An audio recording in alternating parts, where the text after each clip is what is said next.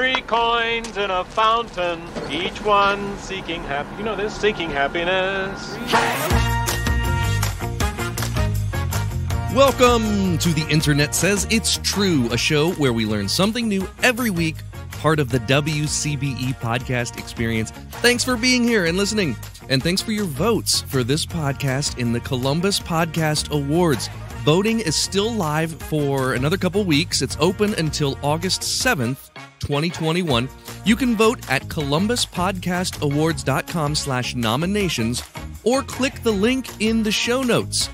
A couple quick notes about the show. As we finish up the second season of the podcast, I'll be taking a small break for the next few weeks, and I'll be selecting some of my favorite episodes and rebroadcasting those, and then I'll be rejoining you on August 23rd with a brand new episode in the beginning of our third season of the show. If you could, help us out by going to iTunes, that's the purple icon podcast app, and giving this podcast a quick rating and review. And that's like the easiest, cheapest, best way you can help out my endeavors with this project. I greatly appreciate it. I also want to say this week's topic is one that has been researched by a lot of people who do this sort of thing. It's a story about American coins, and I know from my father and my father-in-law, both knowing a lot about coins, that it really is a science. So if I get anything wrong in this episode, write in and let me know. I would love to hear from you, and I'd love to correct it. With all that said, let's learn about this week's topic. Hey, Michael, this is Sean. The very first coin that was minted in the United States had the words, "Mind your business," on it. I thought that would be a good show topic. Thanks. Thanks, Sean. This is the kind of thing I love for this podcast because it sounds fake. Well, it turns out it isn't. Like Sean said, this is a real thing, and I spent the week researching it. Every American knows who Benjamin Franklin was. A man so important, he's one of only 2 non-presidents to be featured on U.S. paper currency. He was an inventor, a writer, a diplomat, a scientist, a statesman, and most notably, one of the few men responsible for drafting America's Declaration of Independence in 1776. He was the only person to have signed all 4 major founding documents: the Declaration of Independence, the Treaty of Alliance with France, the Treaty of Paris, and the United States Constitution. But there's something that Ben Franklin did that not as many people are familiar with. He was an artist and designer of American money. About a decade after the founding of the new nation, a problem was arising. There were a lot of counterfeit and lightweight copper pennies in circulation. States were minting their own pennies, and because of the inconsistency in weight and because of counterfeiting, businesses were losing money accepting these coins, which would occasionally be accepted as less than face value. This was hurting the economy of the 13 original states. To fight the problem, the Continental Congress of the Confederation decided on a resolution in 1787. It was for the contract to mint a national copper cent. About 10 weeks after the resolution was signed, a design had been approved for the coin. The reverse of the coin, that's a numismatic term for the back of the coin, would have an unbroken chain with 13 links representing the colonies. In the center of that, the words, "We are one." The obverse, or front of the coin, would feature a prominent sundial with a sun shining down on it. On the right, the date 1787, even though all of these coins were actually struck in 1788. And on the left, the word Fugio. This is a Latin word meaning "I fly," and is apparently a reference to time flying by and the coin flying across the sky represented by the sun and the sundial. But perhaps the most interesting part of the coin to me are the big letters on the bottom under the sundial. The words, "Mind your business." I'll explain all about that and about how these coins were only made possible due to a notorious counterfeiter after a short break. There's a program I've been doing for a few years where everything I spend, it automatically rounds to the nearest dollar, takes that little amount of change, and throws it into a savings account. It's called Acorns, and it's actually pretty awesome. If you're not the best at taking money out of your accounts for savings, this is a great way to do it, a little bit each day without ever thinking about it. It's ridiculously easy to use, and it shows you how much you've saved and how much you'll have. It's kind of amazing how you don't realize how these little amounts add up, and it's all under your control. You can link it to whatever cards you want, and it just happens. If you use my link in the show notes to join, it'll start you off with $10 invested in your account for free, just for doing nothing but signing up. So the link is in the show notes. Check out Acorns. Believe it or not, virtual presentations are not going anywhere. I just booked another one, another virtual show. This time, actually, they want a pre-recorded virtual show, but they want it to feel professional. They told me they want it to feel like a magician doing magic on America's Got Talent. And the only way that I am able to do that is because of the skills that I learned during the pandemic. Not everyone has the time that I had to learn that. So I've partnered with Virtual Presenter Course. This is an online course. It will teach you everything you need to know to make your virtual presentations stand out. Even if you're just attending Zoom meetings and you want to look professional, everything from lighting to sound to snazzy virtual backgrounds and more. If you are not computer savvy and you want to look good, this is how you do it. And I'm going to get you 20% off your order. You go to virtualpresentercourse.com/30. The discount will automatically be applied. The link is also in the show notes. I promise you're going to love Virtual Presenter Course. I have been following Scotty Vest on Facebook. It's a clothing company that I believe in. They're all about transparency and honesty with their customers. I really like the brand and their values.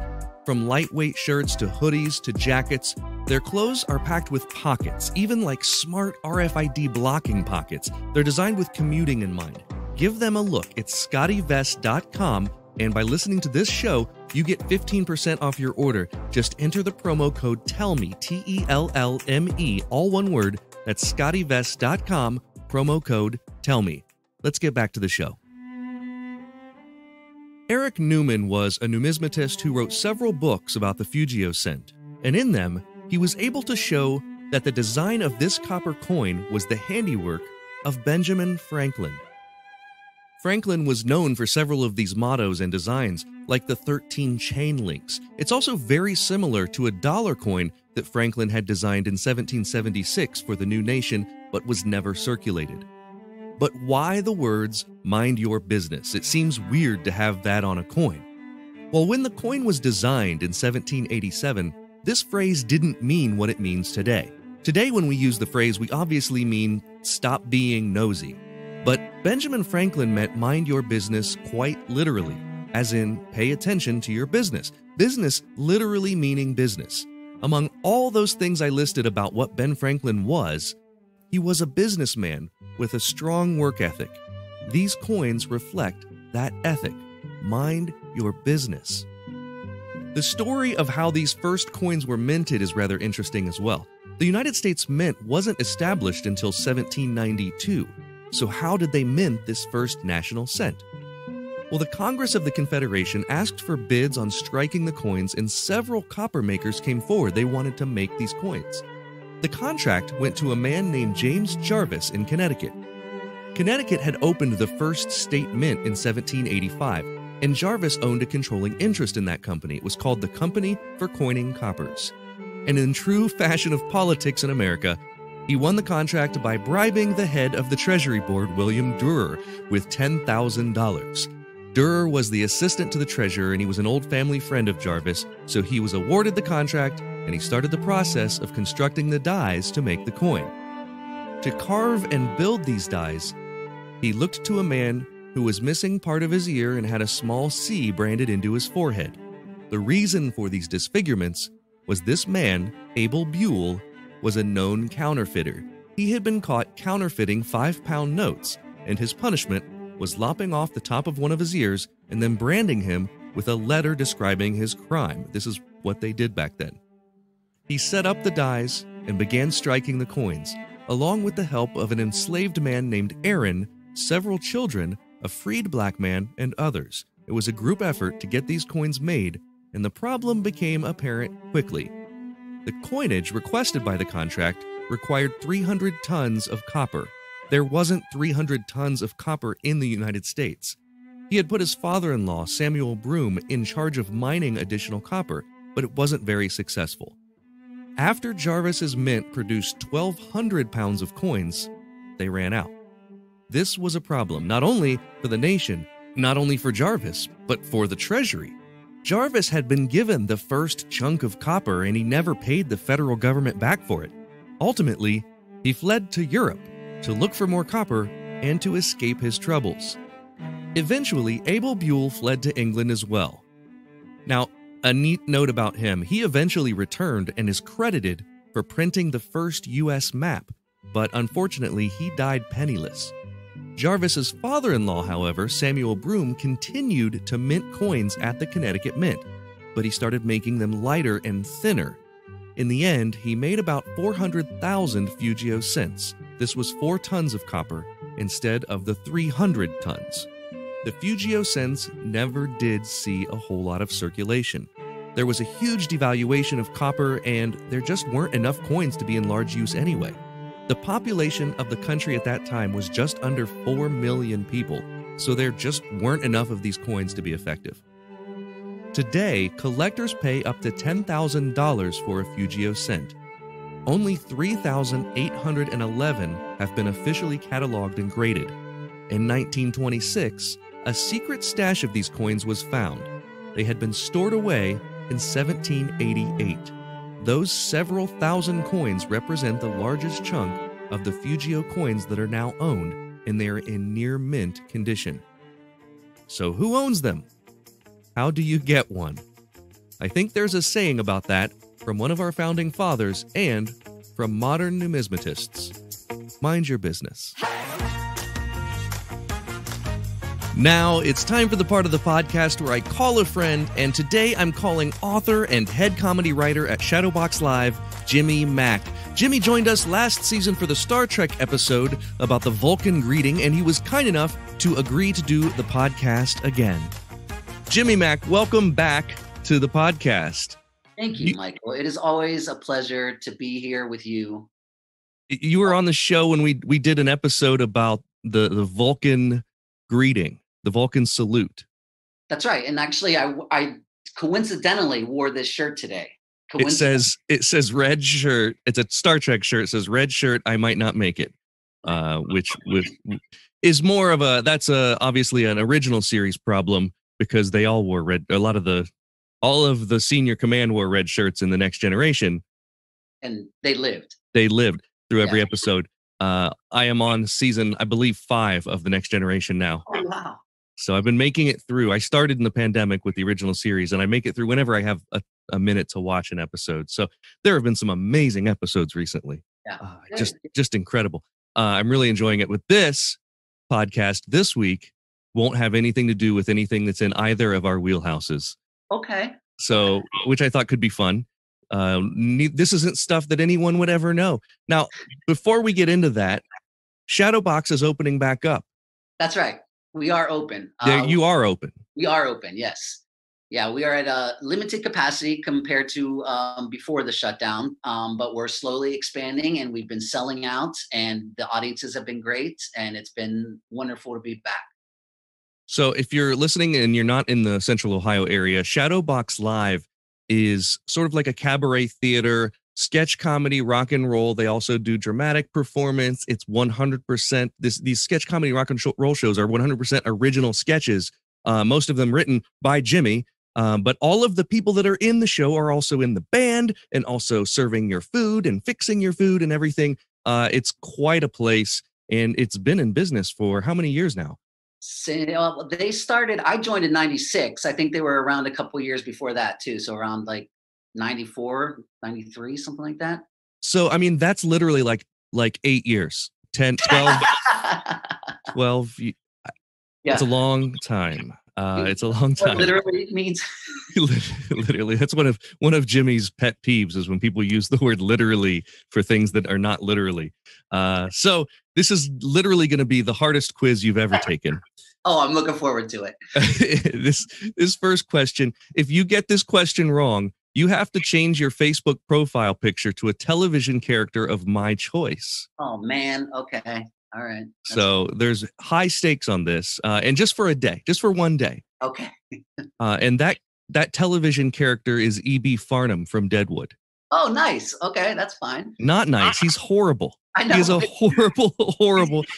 But he makes me laugh every time. Every time. This is why I texted you yesterday and I said, "Do you watched Deadwood, right?" And you said, "Not only did I watch Deadwood, but I was there."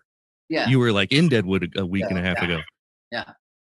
So here's your question. Before the U.S. Mint was established, the first coin put into circulation was designed by Benjamin Franklin, and a very small amount were made. It was called the Fugio Cent, and it had a somewhat strange phrase on the coin. Which one of these was that phrase?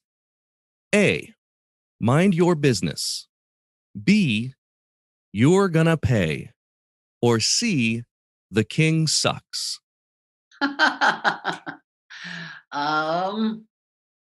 I'm going to go with mind your business.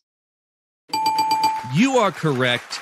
Yes. You do not have to change your profile picture to Mayor Farnham. You're gonna keep your own profile picture on there. It was the words "mind your business." Now, back then in 1787, it did not mean what we use "mind your business" to mean today. It meant more literally like take care of your affairs. Benjamin Franklin was a businessman. He was business minded. He wanted people to be responsible with their money, and so that's what was a thing that he thought should be on the cent. And he also loved a good fart joke, so God love him. Is that right? Is there Is there a Benjamin Franklin fart joke, or is just fart humor in general that he just loved fart humor in general? Yeah, if you read about his sense of humor, he was pretty much in the gutter all the time. Yeah. Well, work hard, play hard is what I say. I think you would have loved Shadowbox. Yeah, probably would have. All right, so you're 1 for 1. Question 2. For this question, we're playing for something fun. If you get it right, I'll tell you the worst bit I ever wrote for my show. If you get it wrong, you'll tell me the worst sketch you've ever written for Shadowbox. Oh, God, okay.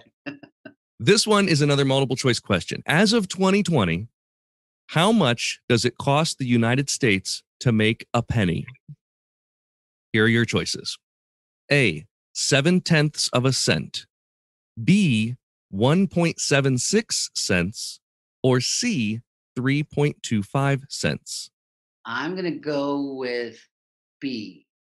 1.76 cents? Yeah. You are correct. You're 2 for 2. Yes. Lincoln cents have a composition of 2.5% copper. They're only 2.5% copper. The balance is zinc. And nickels cost 7.62 cents to make.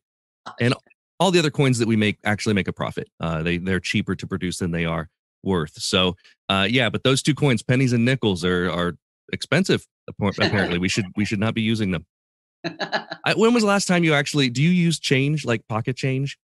I used change the other day for a meter, actually. So that's probably the first time I've done that in quite a while. Yeah. I don't even use them in meters anymore because all the meters are now, you just pay on, you get the app and you pay on your phone.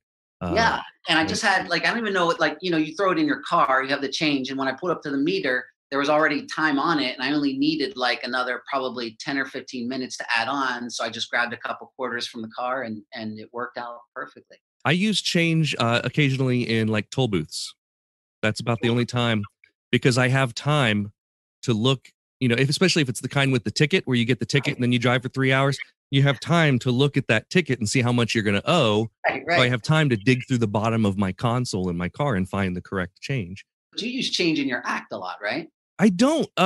Okay. So in my strolling, close-up magic, I wouldn't even call it change because the coins that I'm using aren't heavily circulated coins. I use Morgan dollars. They're real Morgan dollars. They're mostly silver, and they're usually coins that no one has ever seen. So they just probably assume they're magic coins.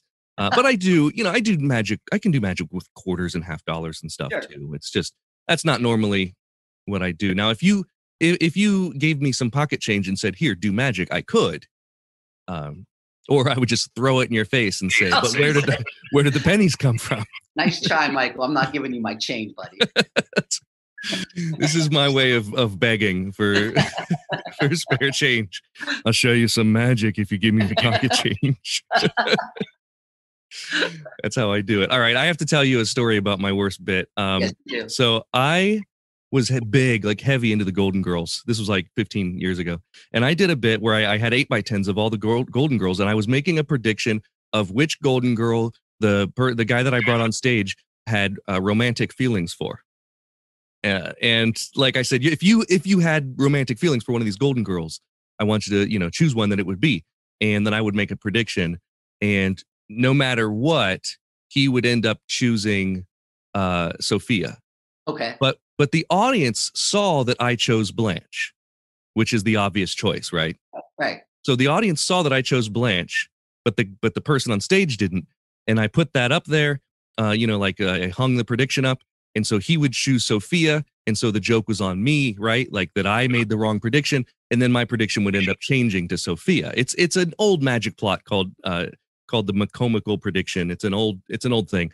But I adapted it to use 8x10s of the Golden Girls, thinking everyone loves the Golden Girls. Right, of course.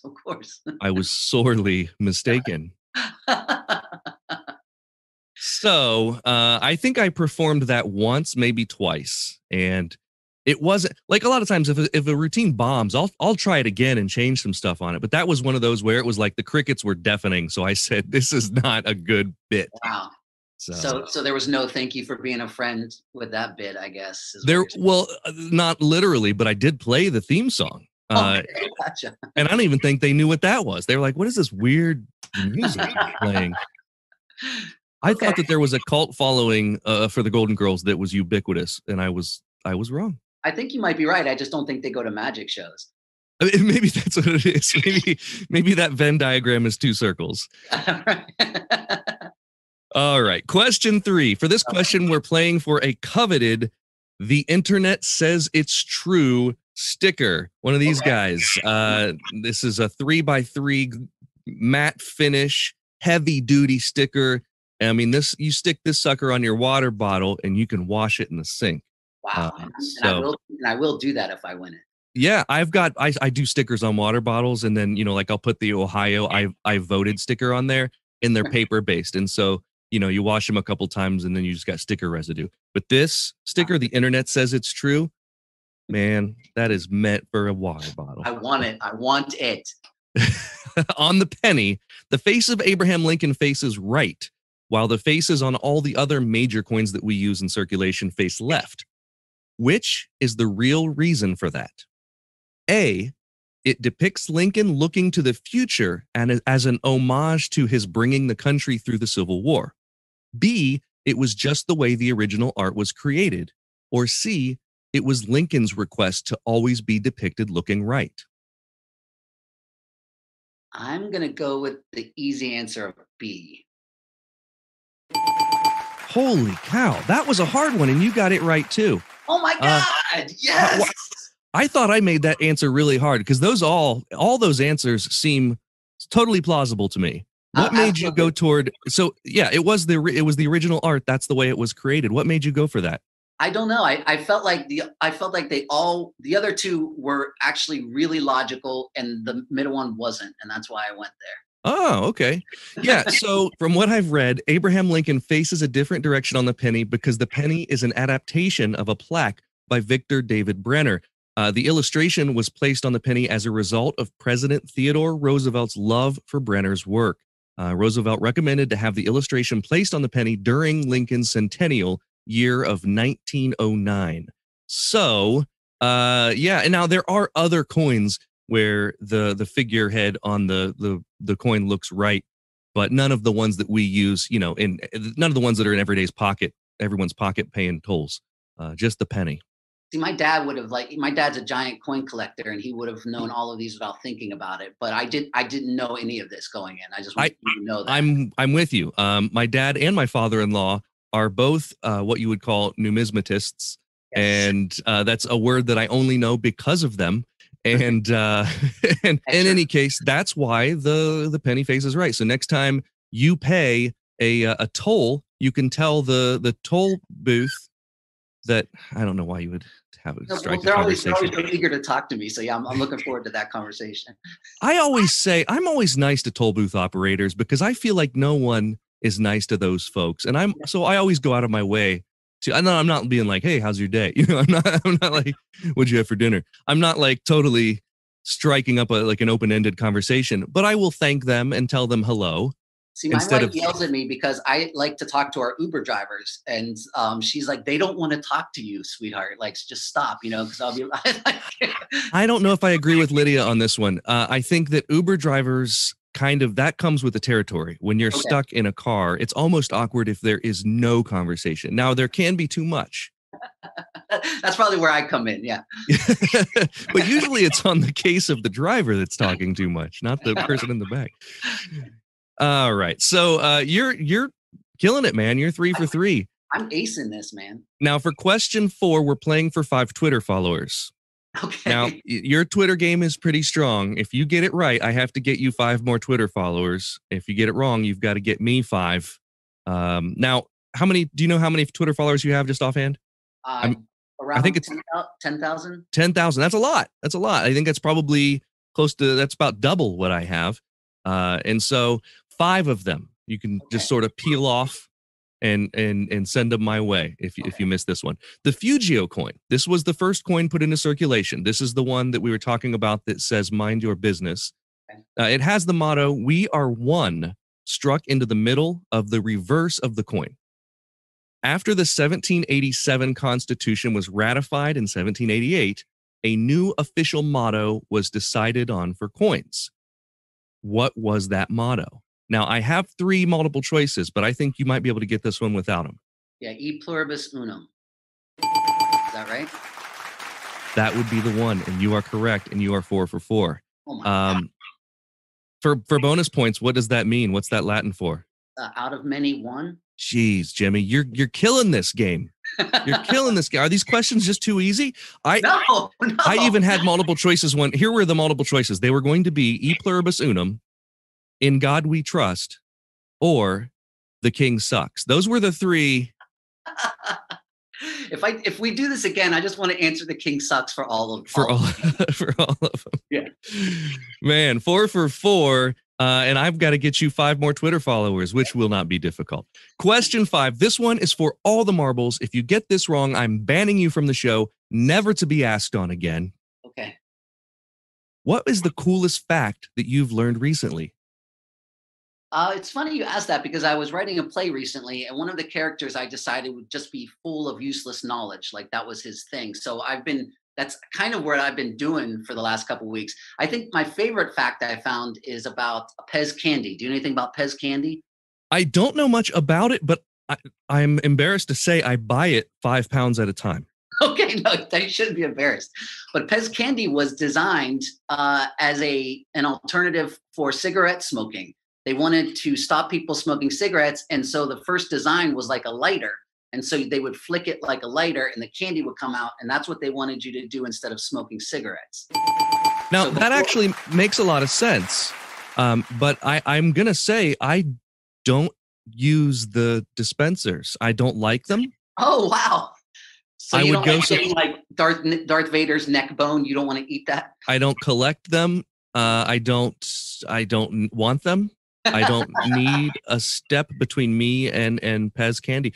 There is something about Pez candy. It's probably nostalgia that I absolutely love, and I really do. I have like an old style apothecary candy jar on my desk, with the lid the silver lid that screws off, and I fill it with Pez. Specifically, sometimes I just buy bags of grape Pez. You can buy a 5-pound bag of grape Pez on Amazon. You can buy anything on Amazon because that guy, listen, we need to send him to space. And so if you're going to buy Pez, buy Bezo Pez. I honestly don't think I've met anyone that eats Pez without the dispenser, because I think for most people, the dispenser is what makes the fun of it. Like, and you just like the taste of the I don't need it to be fun. And it used to be, I can tell you, I've been doing this so long that there used to be a system where you would hold the sleeve of the paper sleeve of the Pez and then use your little finger to push the silver, the foil wrapped Pez part out and then unwrap it. And it was nice because then you could close it back up, much like an expensive candy bar, put it back in the paper sleeve. But now it's all one, right? The color and the silver is all together. And so now my method is a little different. Now I break it in the middle and then use one half to tear down the other half. And then I eat from the middle out. There's a whole system. I'm so glad that my random fact was about Pez so that we could have this conversation. I'm so glad that I'm able to sort of confess this to someone. I can listen. I hate that I keep saying listen, but that's the word that I use when I get real authoritative about a subject. Listen, Jimmy. Yes. If you want to talk Pez, we can talk about Pez. This is ridiculous. Listen, son. This has gotten so dumb. Jimmy Mak, thank you so much for coming on. Everyone, go follow Jimmy Mak on Twitter. It's JIMMYMAK1, the number 1 after Mac. Jimmy Mak. Also buy his book. It's called Daddies Shouldn't Breakdance. It's a really funny autobiography. You should read it. He's been blocked by Scott Baio. When you've been blocked by Scott Baio, you know that you're on top of things. Michael, it was a pleasure, and I had a blast, as I always do when we hang out. Well, that is all for this week. Thanks to Sean for the show topic and Jimmy Mak for being my guest. The next 3 weeks are going to be rebroadcasts of 3 of my favorite shows that we've done here, and then I will be back with a brand new show for season 3 after that. The following recording is actually a recording of Ben Franklin as a child. Thank you for listening to The Internet Says It's True. Don't forget to join up on Patreon if you want to see the unedited video of the guest appearance or to hear bonus episodes. You can do that at patreon.com/Michael Kent. Also, if you learned something that you didn't already know from the show, please visit iTunes and leave us a review with 5 stars and a few words. That's the rule. You gotta do it. That helps us a ton because that's how the algorithm works, to get the podcast suggested to more people. And that way we can keep learning something new. If the internet says it's true.